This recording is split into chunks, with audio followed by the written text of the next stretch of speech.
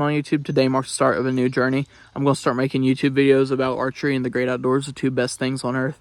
So let's get into it. Start out this video right.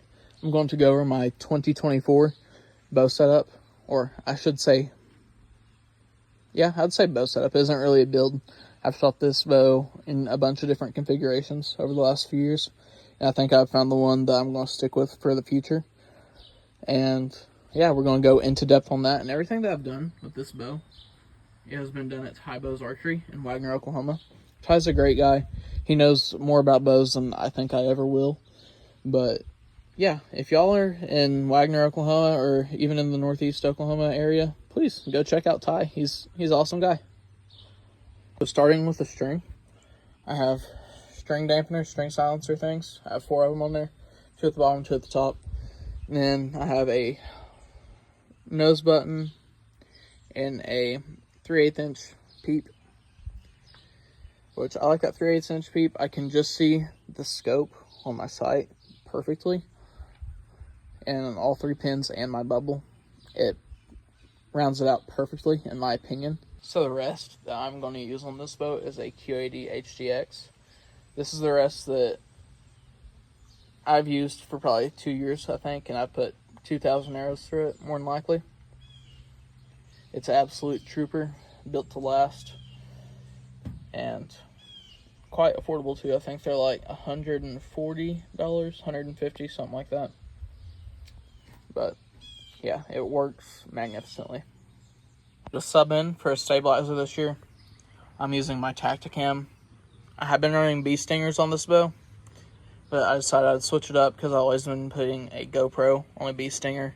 I feel like that throws the weight off, and I feel like it's just unnecessary to have 2 stabilizers and a camera when I could just run a singular camera. And if there's too much front weight, I can always run a back bar. Pretty simple. Which, compared to the GoPro, the quality on this is actually a little better, in my opinion, for hunting situations compared to like fishing and stuff for the GoPro, in my opinion. And for the sight, I'm going to run a black gold Mountain Light 3-pin slider. Pretty simple sight. I absolutely love it. It works like a charm, and it's been on a couple of my different bows, but the more specific one would be my Prime Inline. This was on that bow for a long time until I got a UV with an Excel landslide. Then I moved this over to this bow and took the CB off. And this sight, it's full metal frame, built to last. It's quite literally built like a tank, but it's pretty light at that though, and it shoots magnificently. Just forgot to mention, I'm shooting this bow at 28.5 inches at 70 pounds of draw, and the arrow that I'm using is a Gold Tip Hunter XT340 with a BMT field tip, if I'm not mistaken. That's what they're called. BMTs, they're a practice broadhead, I guess you could say. For the broadhead that I'm going to use this year, which is a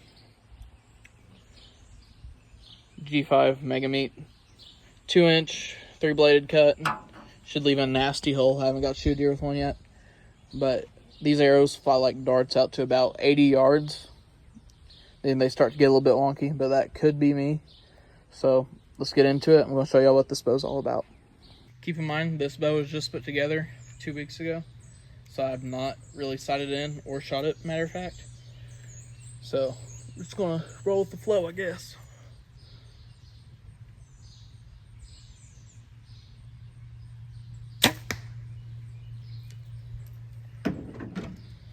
Well, considering that I was aiming at the center dot and hit the one that's in the top left, I would say it needs a little bit of an adjustment, but I'm not going to fiddle with that today.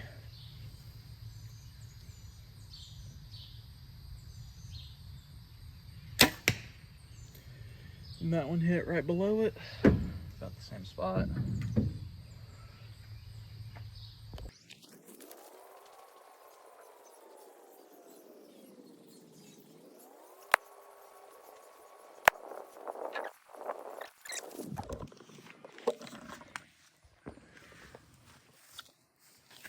Now, if I'm not mistaken, this one should be the practice broadhead.